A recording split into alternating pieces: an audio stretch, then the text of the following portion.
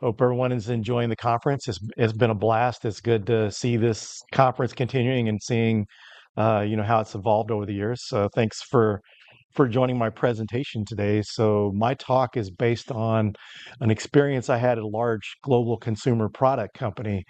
I've got one slide that I'll show here later on in the presentation, but interesting thing enough, when you work in certain areas of technology or security, you kind of expect other people that are in the field to understand what you do, and that's not always the case. So, for instance, when I was at this large global product company, they didn't know the difference between red teaming, pen testing, security assessments, vulnerability scanning.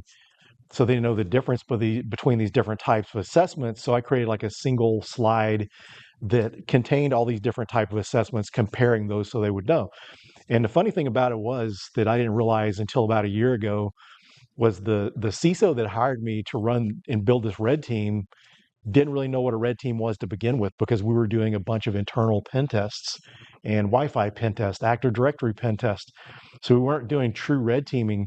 So it didn't really click until last year. It wasn't only the organization, it was also the CISO. And there's a lot of kind of miscommunications and misuse of terminology in the industry. And I think a lot of it has come from the vendor space and people just kind of calling that terminology. So we'll get into the details of that. So that's just a little kind of intro about where this presentation came from. So my current role is I'm the ex-IoT evangelist at Phosphorus Cybersecurity. I'm an offensive security expert and subject matter expert. I've been in security January, made 21 years. Before that, I spent 6 years as a system administrator. Been on the offensive security side for over 12 years, which is I found my true passion. The only other area of security that I've been in long term was really in application security, because I was there for over seven years. So really passionate about this. I'm at a point now that I can retire if I want to. I got laid off in February, but I love the community. I love what I do. So not ready to quit just yet. So I'm also a former instructor from Dallas College. I taught pen testing, web app pen testing for over 3.5 years there. I continue to teach workshops at conferences and for different organizations.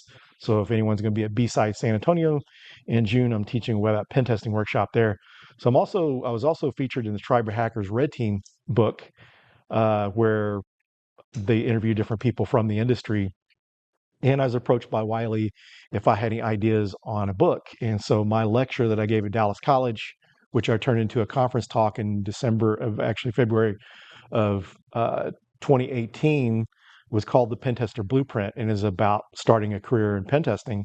So I ended up turning that into a book. And I'm also a podcaster. So I host the Phillip Wylie Show, formerly the Hacker Factory podcast, which the Hacker Factory podcast, I won the SANS Difference Makers Award in the community category at the SANS Difference Makers Awards back in 2023. And so, yeah, I've gotten actually just started hosting the IoT security podcast for Phosphorus, my employer. And then also I'm happy to announce that I'll be starting a new podcast on Simply Cyber called Simply Offensive. So one of the differences about this podcast compared to the others is when I started the Hacker Factory podcast, it was more geared towards offensive security. But then, like a lot of things, I realized there's other areas of security that are important to get the word out. So I will continue the Phillip Wylie Show, but excited to be starting a new podcast and then be purely offensive security focused, and it'll kind of help round out what they've got going over there, because they've got Simply ICS, Simply Defensive, Gerald's daily streams that he does and interviewing people. So it's going to help round out the content there. So great community. So if you are not a member of their Discord, I highly recommend that you become a member of their community. So kind of some fun facts about me before. So my first attempt at a profession was pro wrestling. So when I graduated high school, I didn't take high school seriously. So my grade point average was too low for my college entrance exam. So I was going to get like 10 letters of recommendation from my high school teachers to be able to enter college. And I just really wasn't feeling it, didn't think it was for me. And so my high school friends said, hey, you're, powerlifter, a big guy, you should go into pro wrestling. So, I mean, you can see this is actually me over here wrestling. So at any rate, they said you should be a pro wrestler. So I went to wrestling school And I did that for a couple years and got married and got out of it. And this is actually a 750-pound bear that I'm wrestling there. And one of the reasons I like to share this slide is to encourage anyone that's wanting to get into security. So if a big, dumb, meat-headed powerlifter could turn security professional, anyone else can. So it's really to help encourage people. And that's one of my core values with all the content and stuff I do, is to try to encourage others, because you can do this. A lot of times it seems impossible that you can't do it, but honestly, if you've got the passion and the want and desire to do this, you can do it. So we're going to go over what offensive security is, the different types of approaches, identifying gaps in offensive security programs, and strategies to optimize your programs and overcome the gaps that are found in offensive security. So, introduction to offensive security. So, offensive security is basically assessing the security of whatever target from a threat actor perspective. Because you hear in the news all the time, nation states, threat actors. More commonly, you hear hackers, breach this company. So, there's not a better way to assess the security than use the mindset and the techniques, tools, and the different things that a threat actor would use to assess that security. And so, most commonly, you're going to see different hacking techniques to assess the security, because it's usually more commonly digital, but there's also the human element that we assess through social engineering, and then physical security. So physical security is important. So you may have the most secure endpoint detection systems in place, and maybe they can't break in and get a foothold, but if someone gets access to a console of a system that's already logged in, then it doesn't matter. You don't have to be that, it doesn't have to be that secure. So you need to assess those things. So offensive security is an important complement to vulnerability management. It's also a way to grade what you're doing with your vulnerability management program and your offensive security program overall, and your security programs, just going in and assessing the security to see how good of a job you're doing and looking for any kind of gaps that can be uh, removed and used to improve your posture.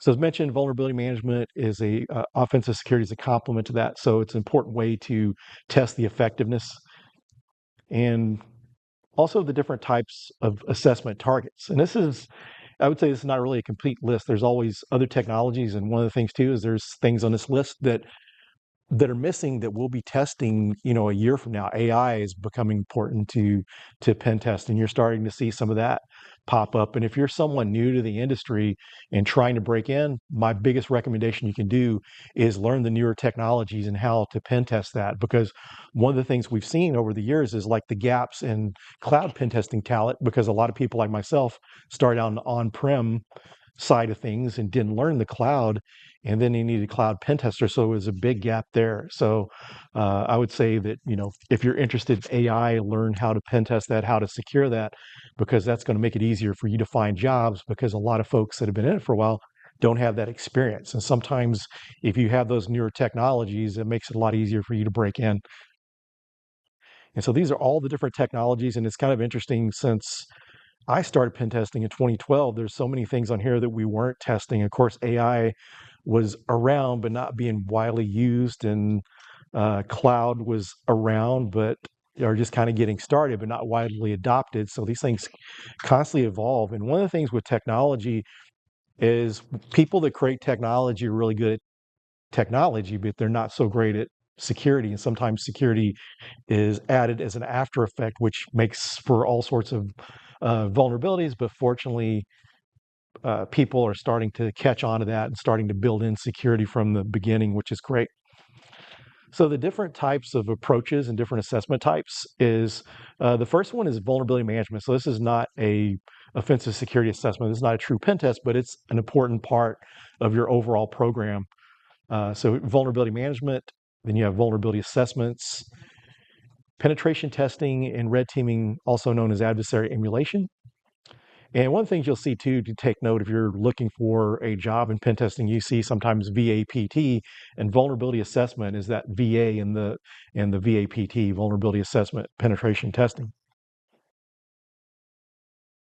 And so vulnerability management, this is the cyclical practice of identifying, classifying, prioritizing, remediating, and mitigating vulnerabilities in systems and software and infrastructure.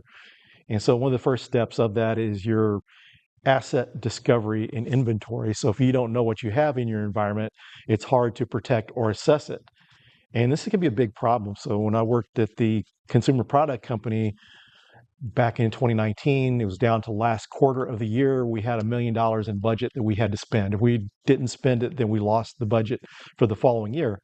So we had some web application pen tests done. When we got ready to do it, we didn't have a comprehensive list of the applications that need to be tested. So it took like a two-week drill to get all this stuff together. So this is one of the things too in your organization. One of the things to do is keep a good asset inventory of anything that you have, from applications to uh, desktops and servers. So that way, when it's time to assess, it's easier to have those for the scope, as well as any kind of patching and stuff. If you need to do patching, you know what all's in your environment. Have a good asset inventory with the configuration management piece in place as well. And so vulnerability assessment. So vulnerability assessment is going a step beyond just your vulnerability scanning, your vulnerability management programs. So you actually going in and validating vulnerabilities that you're finding to make sure they're not false positives.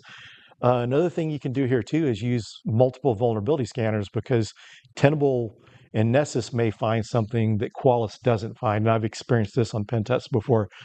And I see a lot of companies, some companies that'll run multiple vulnerability scanners on a pen test. So when I worked at a bank, we had a third-party consulting company come in and test our ATMs, and they would use like Nessus and OpenVOS to look for any kind of missing vulnerabilities or CVEs that you may miss out on, and also using different tools. Like you could use uh, Nessus, some of the different tools within Metasploit, because there's a lot of scripts in there for looking for default credentials, anonymous FTP access, and there's a lot of different tools within Nmap, and then just some different tools that you find in Kali Linux you could use. But one of the things you're not doing is you're not actually exploiting things. You can use tools like Metasploit to look for default credentials, but you're not actively hacking into those items because they're not in scope.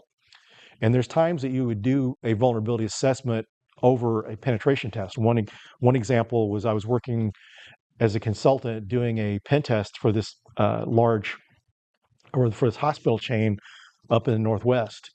And during the test, I was doing this Wi-Fi pen test, and I noticed on my scans that I was seeing these different medical devices connected in the operating room and in the emergency room.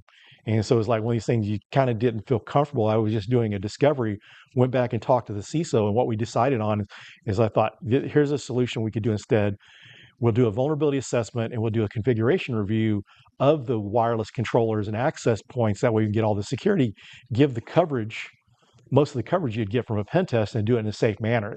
Sometimes in an ICS OT environment, you have to be careful, because if you exploit something, you try to run a Metasploit exploit against the system, you could crash it, which with ICS and OT, you could cause harm to humans and even cost the company money just by using too much of the raw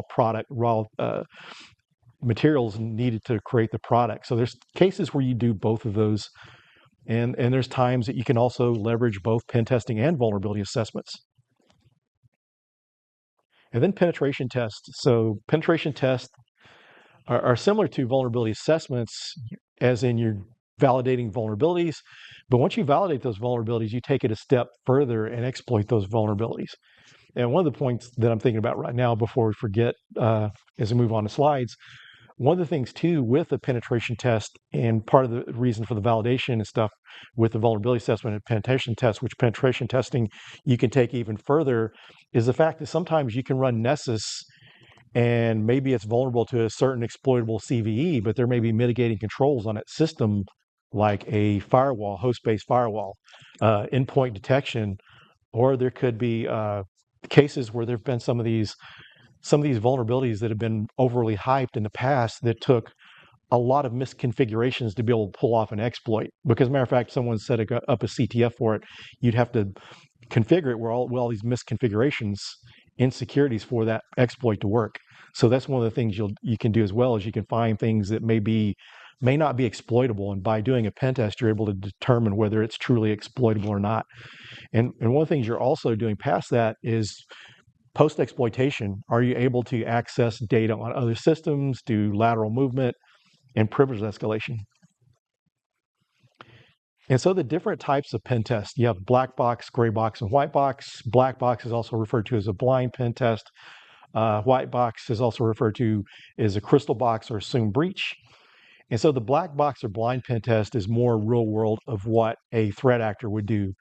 You've got no information or limited information on that target to test. And one example was I was testing this company, and it's more of a black box approach. Physical security and social engineering was in scope for it, but they didn't give us any IP addresses. The only thing we had was the physical location because we were going to physically assess the physical security of their corporate office. So we had this information. So during the test, we had to do our reconnaissance. And this is one of the things with the black box approach. You have to do a lot more reconnaissance. One of the cons to this type of approach is you may miss some things in that reconnaissance. So some things may not get tested. And so we were able to go collect the information. And one of the important things with OSINT was during that pen test, I looked up all the IP blocks, the domains and subdomains, and I went on Shodan and did some reconnaissance there. And there was an FTP server in Indonesia, and FTP uses clear text authentication, which you don't want to use. You want to use SFTP instead. But if I hadn't done the OSINT, I would have never detected that. And so this is kind of interesting because with the black box approach, like I said, a lot more reconnaissance. Sometimes things can be missed. The white box or crystal box is just really a more thorough way of testing things. And you'll find some people that are diehard hacker types that say this is cheating, and it's not really. You want to thoroughly assess those systems. This type of testing really started out with on the application side because even if you're an administrator, you don't need to see social security numbers and certain data. And if you're a low-level user, there's things that the administrators can see that you don't need to see. So you need to test at each different level. But I would recommend starting out with the black box approach. See if you can gain a foothold without credentials, because that's a whole level of access and exploitability that you want to make sure that you're detecting. And then test each level. And one of the things that's interesting that in recent years has been made popular is the assumed breach, which is used on your servers and workstations and stuff on your network pen tests. And this is a good approach because prior to assumed breach, pen testers would go in if they couldn't get a foothold with a black box approach, then they would write up the report and it looked really secure. But one of the things we have to take in consideration is insider threats. Sometimes you have disgruntled employees. They may sell their credentials on the dark web or something. You know, sometimes corporations aren't the best at paying people a livable salary, and sometimes people do unethical things. So sharing those credentials, sometimes credentials are leaked in breaches. A lot of people reuse passwords. So something they may use in their personal accounts, they're using the same passwords internally. And what happens is someone gets one of those credential dumps and gains access to your system. So you want to see what happens if someone's got access. And also what this does too is you have to take in mind like malware and ransomware. If you get an email with ransomware and malware and you click on it, then this is going to be able to gain whatever level of access that you have as a user. And this is a good way to test for ransomware resilience, or what's going to happen if someone clicks on that malware and gains access to that environment. Because like I said, it's going to have whatever level of access of that user. And one of the things I want to make sure I cover before we go through the presentation further, because I get into it later on, but make sure I don't miss it. One of the advantages to doing that type of test, if you're doing a pen test, one of the things I'd recommend on your phishing campaigns is to use an actual payload. If during that phishing campaign no one clicks on it, then I would recommend doing a pen test from you're starting with a image of a laptop that they use in an organization or a desktop. Click on that malware and then perform a pen test of that desktop and see where you can go from that desktop to test for ransomware resilience. And the gray box is kind of a combination of the two. So gray box is more commonly what you're going to see because this is a defined scope, IP addresses, domain names, because as I mentioned before, the black box approach, you're likely to miss out on some scope of some things. And so you want to make sure everything that you have in scope is being covered. And so red teaming, this one gets mistaken a lot, but red teaming is truly adversary emulation. So this is using TTPs that are emulating a real world threat actor.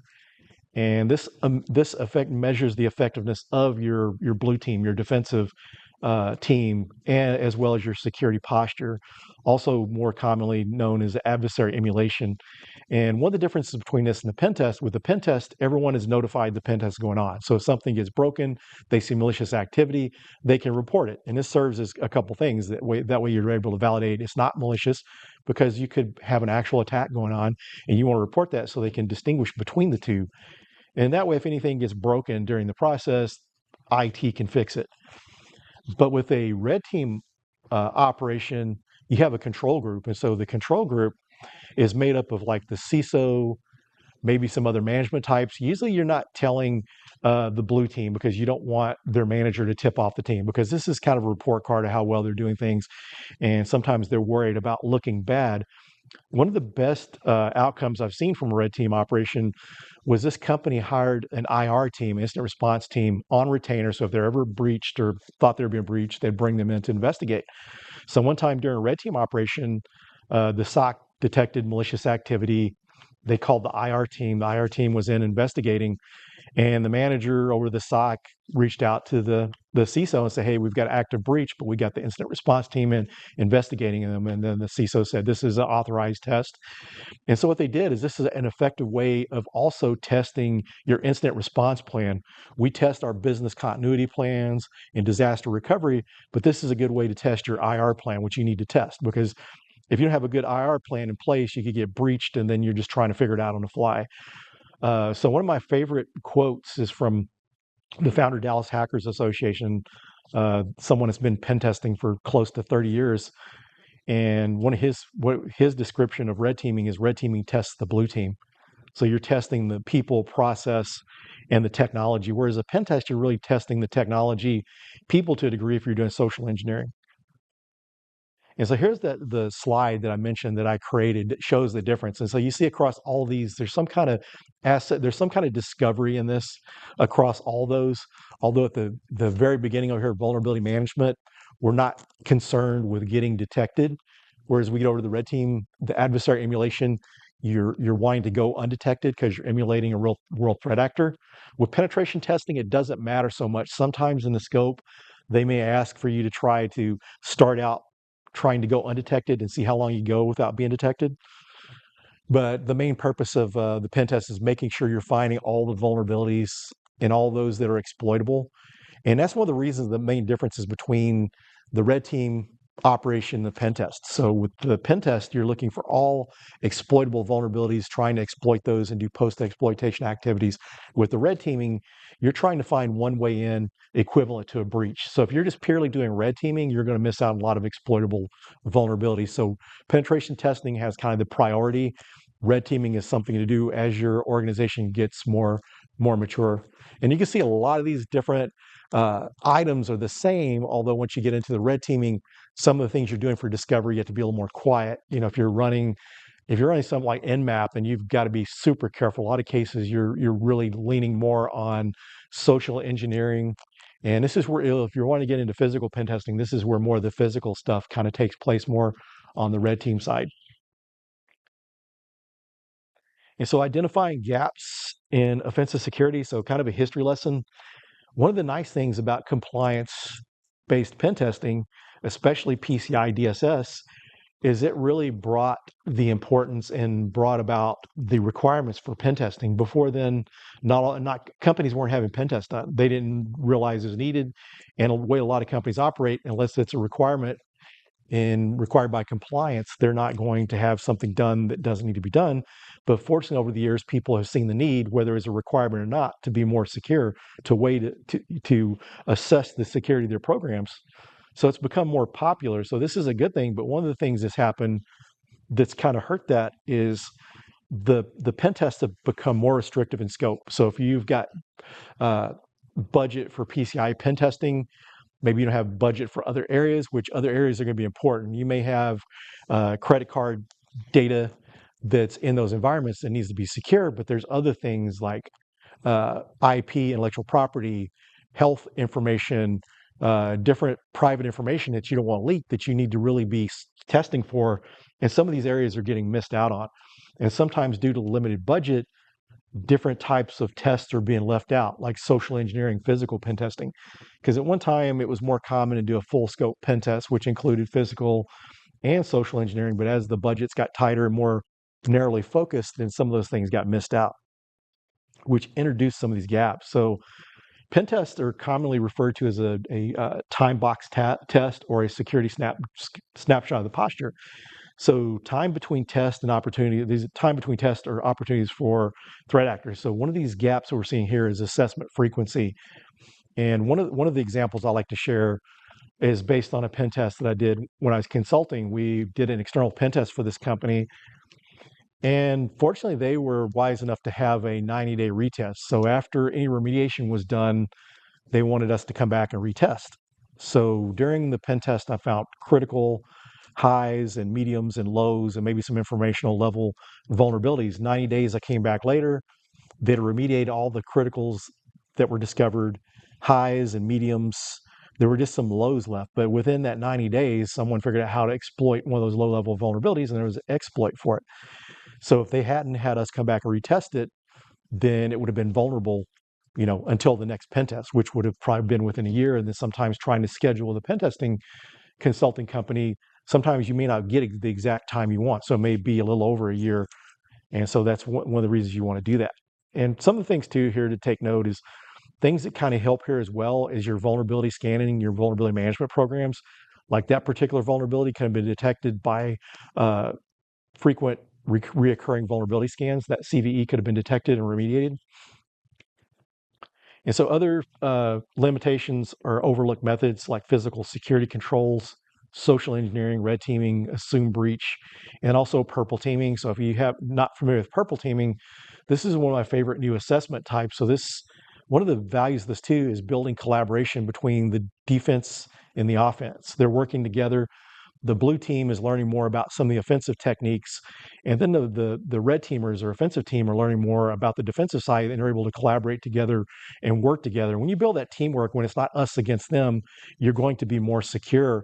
And one of the things with the purple team exercises is you go in and you test tools like Mimikatz and different types of PowerShell scripts, different exploits during that purple team exercise, and you're working with the defenders to tune those endpoint detection systems to detect and prevent those different types of attacks. So as you improve your detection, you're cutting down on some of the threats that could be used by threat actors. And when you do that, then you're reducing your risk. And so with a pen test or any type of assessments, so you do the pen test, you do the remediation, and you repeat that cycle, and it takes a while to mature. So if you can eliminate some of these types of attacks, then your next pen test is going to be a lot better. It's going to turn a lot better, and it's going to help your security posture. So other different types of overlooked environments, you have wireless networks, cloud, your IoT and OT, because one of the things that can happen here, one of the recent ransomware attacks, the Akira ransomware team, a ransomware group had attacked this company. Their endpoint detection systems were too hard to penetrate. So what they did is they attacked one of their cameras. They had like default credentials in the cameras, and through the camera, they were able to do an SMB share to one of the internal servers. Now it's a trusted system connecting to those devices, and they're able to get access. In so many cases, people think this security camera is not going to do anything. You can't do anything with it, but they're able to do that. And what's happening is our endpoints are getting so secure, threat actors are getting creative and having to come in from other ways. And one of the things that pen testers and threat actors have done alike is going after printers, because you can enumerate credentials off of printers that can be used to gain access into the environments. Same thing with your cameras and stuff. So these are areas. And then even the cloud stuff, if you're able to breach the cloud, you're able to sometimes use some of those credentials to access stuff on-prem.